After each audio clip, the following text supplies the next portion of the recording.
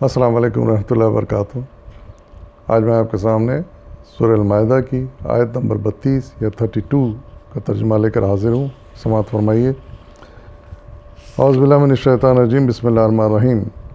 اسی وجہ سے بنی اسرائیل پر ہم نے یہ فرمان لکھ دیا تھا کہ جس نے کسی انسان کو خون کے بدلے یا زمین میں فساد پھیلانے کے سوا کسی اور وجہ سے قتل کیا، اس نے گویا تمام انسانوں کو قتل کیا، اور جس نے کسی کی جان بچائی اس نے گویا تمام انسانوں کو زندگی بخش دی۔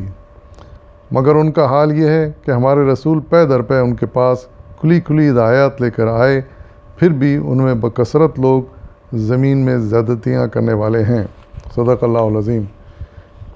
اس آیت میں اللہ تعالیٰ نے اس جرم کا ذکر کیا ہے جو انسان شروع سے کرتا ہے اور آج تک کر رہا ہے، لیکن یہ جرم اللہ کی نظر میں کتنا بھیانک اور مکروہ ہے اس کا اندازہ ہمیں اس آیت کو پڑھ کر ہوتا ہے۔ یعنی اللہ تعالیٰ یہاں فرما رہے ہیں کہ کسی نے اگر کسی ناحق کو قتل کیا، کسی کو ناحق قتل کیا، تو ایسے ہی ہے جیسے اس نے پوری انسانیت کو قتل کیا۔ یعنی اندازہ لگائیے کہ روح کانپ جاتی ہے کہ قتل کتنا بھیانک جرم ہے اور اللہ کی نظر میں کتنا بڑا جرم ہے۔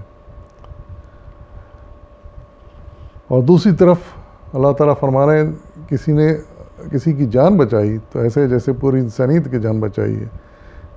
یہ آیت کے اس حصے کو پڑھ کر ہمیں ان لوگوں پر رشک آتا ہے جو کسی کی جان بچانے کے کام میں شامل ہوتے ہیں اور جان بچاتے ہیں۔ اور پھر یہ نصیحت جو ہے، یہ ہدایت صرف بنی اسرائیل کو تنبیہ کے طور پر نہیں کی گئی، بلکہ در حقیقت ہر دور میں انسانی جان کی اتنی ہی اہمیت ہے جتنی کہ اس زمانے میں تھی۔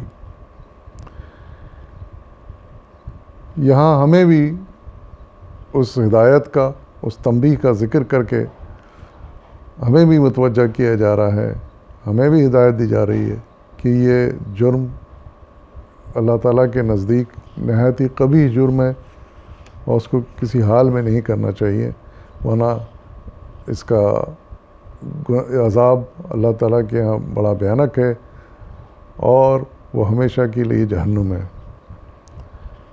ایک اور غور طلب بات یہ ہے کہ اس بات کا اطلاق صرف ناحق قتل پر ہے۔ کوئی ایسا قتل جو کہ کسی قتل کی سزا کے طور پر دیا گیا ہو، کسی نے کسی کو قتل کیا، اس کے جواب میں اس کو قتل کیا جاتا ہے، وہ اس سے مستثنیٰ ہے، وہ سزا میں شامل ہوگا اس جرم کی۔ اور یا پھر وہ شخص کسی ایسے فساد میں شامل ہو، فساد کا باعث ہو جو کہ قتل و غارت گری لے کر آئے، اور پھر اس فساد کے بدلے میں اس کو قتل کی سزا دی جائے، تو یہ وہ ایسے قتل ہیں جو حق کہے جا سکتے ہیں، کیونکہ یہ بھی اللہ کے حکم پر ہی یہ سزائیں دی جاتی ہیں۔ اس کے علاوہ جو بھی قتل ہوگا وہ ناحق ہوگا اور اس کا وہی درجہ ہوگا جو اللہ تعالیٰ نے اس آیت میں ارشاد فرمایا ہے، اور اس کی سزا وہی ہوگی، یعنی ہمیشہ کی جہنم۔ تو اللہ تعالیٰ ہم سب کو اس سے محفوظ رکھے، اور ایسے لوگ جو اس انداز میں سوچتے ہیں کہ کسی کی جان ناحق لے لیں، اللہ تعالیٰ ان کو باز رکھے، ان کو ہدایت دے۔ آمین۔ وآخر دعوانا والحمد للہ رب العالمین۔